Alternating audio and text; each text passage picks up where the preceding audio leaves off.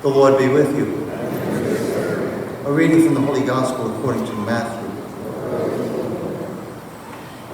At that time, Jesus withdrew to the region of Tyre and Sidon. And behold, a Canaanite woman of that district came and called out, "Have pity on me, Lord, Son of David. My daughter is tormented by a demon." But Jesus did not say a word in answer to her. Jesus' disciples came and asked him, "Send her away, for she keeps calling out after us." He said in reply, "I was sent only to the lost sheep of the house of Israel." But the woman came and did Jesus homage, saying, "Lord, help me."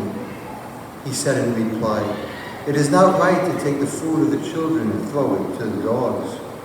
She said, "Please, Lord, for even the dogs eat the scraps that fall from the table of their masters." Then Jesus said to her in reply, "O woman, great is your faith. Let it be done for you as you wish."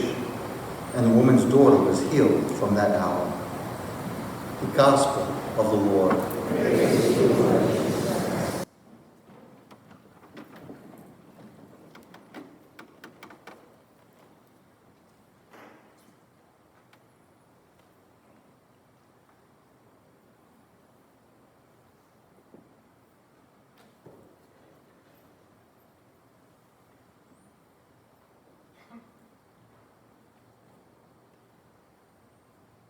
About 25 years ago, I had the joy of going to Israel. And on that trip, one day, we were sitting on top of a bunker, which is a safe place in case of a bomb attack, in a kibbutz on the border of Israel and Lebanon, looking over a fence down a hill into Lebanon and seeing different villages down there. And there was an Israeli man talking to us about some of the realities they face on a regular basis. And he was pointing and saying, "Yeah, that village down there, they send bombs over here every once in a while. That one does that, they do it too." And I'm thinking to myself, it was kind of an intense experience of just being there for that short period of time. I couldn't imagine living with that kind of stress every day. But as the man spoke to us, he spoke about his commitment to the safety of his family, his country, and his people. So he told us, "And if one of those Lebanese were to come up this hill, I'd be the first one to shoot him." Okay? But he continued talking about other different things, and about 20 minutes into his talk, he said, "And if one of them were to come up the hill to offer their hand in peace, I'd be the first one to go and shake the hand." And that's when I raised my hand. And when he acknowledged me, I said, "I'm sorry, but you couldn't go shake the hand. You shot him, remember?" But that's what happens when we live in a world of us and them, you know? If we look at others as them, eventually we look at those others as enemies. And we live in a world like that all the time. We don't have the tension that they would have living in Israel, but we live in a very tense time because there's so many groups of others that we call them, different. Start with Jews. Anti-Semitism is a huge problem in our world, in our country. But what about Muslims? What about Asians? Think about the anti-Asian hatred and hate crimes that have happened since COVID. Hispanics, blacks, the LGBTQ community, women. Misogyny is real and it's wrong. Native Americans, the handicapped. And then you think about just in our church, there's divisions so strong that we could end up in another schism one day. Because people, well, I think this pope is wrong, and I think this, and we've divided ourselves. What about our country? The political tension is so bad that we could be in another civil war one day. It's all because of us and them.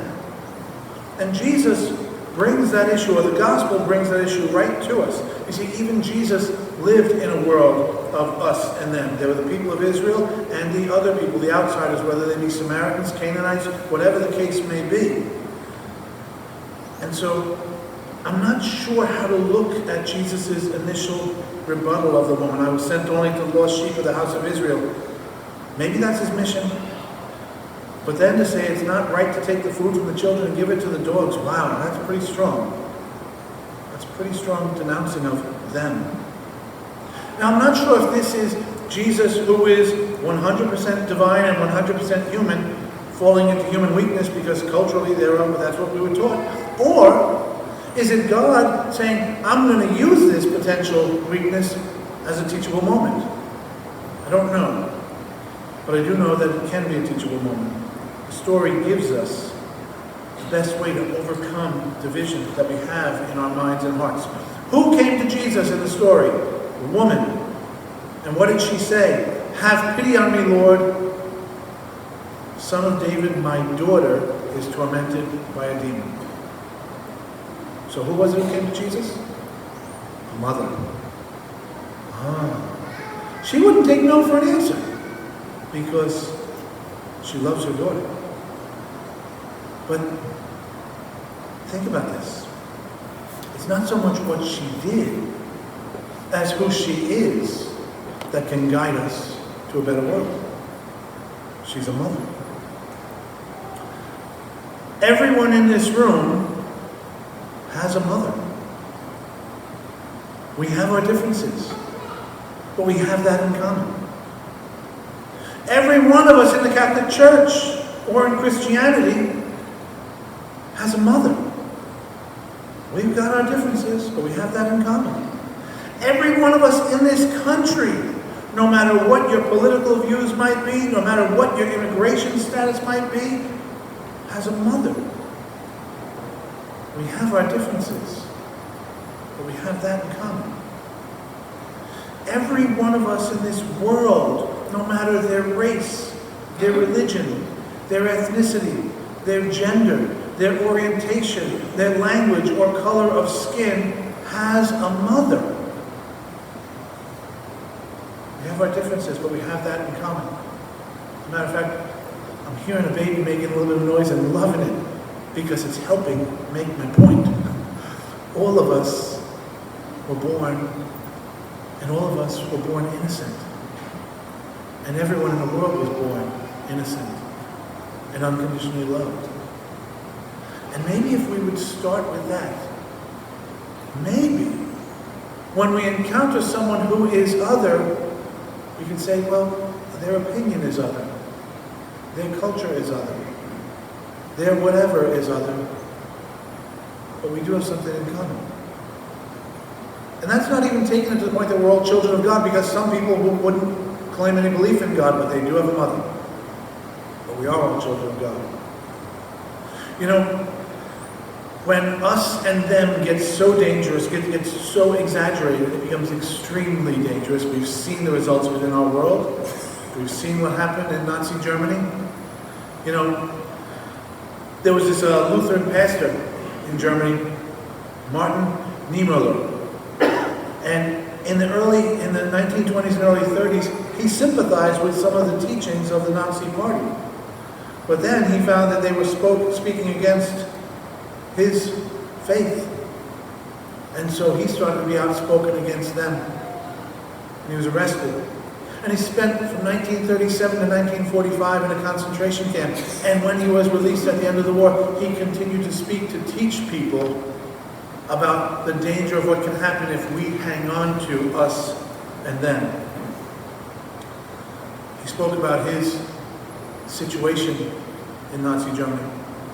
First, they came for the socialists. I wasn't a socialist, so I didn't speak out.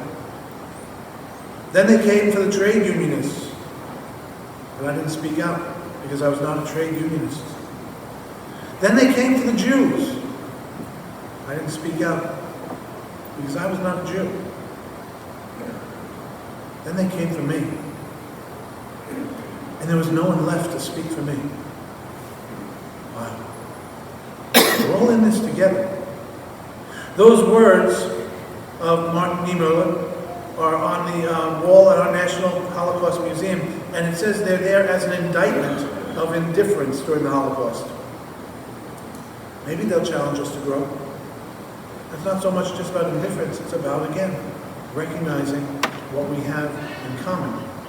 But to tell you the truth, many of us will never get to that museum, and many of us will forget what he said. But I think we've heard enough from that woman, and we'll hear from her again and again in this gospel. I think she gives us a better invitation, just because she's a loving mother. She reminds us that those who we will see as different also have loving mothers. And so there's a starting point. You know, we do something every year around Thanksgiving that reminds us that we have something in common. We try and say, let's not be us and them among the Christian churches in town. We have an ecumenical Thanksgiving prayer service. And I learned something amazing last year at that. The Methodist Church had a children's choir that got up and sang. And they sang, "Let there be peace on earth." And there's this one kid in the choir, and some of you have heard this, but it feeds me over and over again. This one kid in the choir, his voice was more about quantity than quality. As a matter of fact, when they were setting up and Mike was setting up the microphones, they said, "Why don't you point that one up?" All right? Well, they got to the point where they're singing, "With God as our Father, brothers all are we. Let me walk with my brother in perfect harmony." And this kid, when he sang in perfect harmony, it was like fingernails on a blackboard. It was just, but the thing is, they let him. You know why? Because he has a mother. Because he's loved. And you know what? He's going to know from that community that he's loved and loved by God. And he's going to grow up wanting to share love. And if we did that type of stuff more and more often, I'll tell you, there wouldn't be us and them and animosity. There'd be, what can I learn from them who are different from me? And we get to a point where we wouldn't have to worry about defeating our enemies because we'll start to make them our friends. That's what the city of God is about. But we have to start with something in common rather than focusing on our differences. And that woman calling out to Jesus might have reminded him of his mom and what she would have done for him. If we start there, who knows what kind of city we can build for God. Let's stand and pray for each other.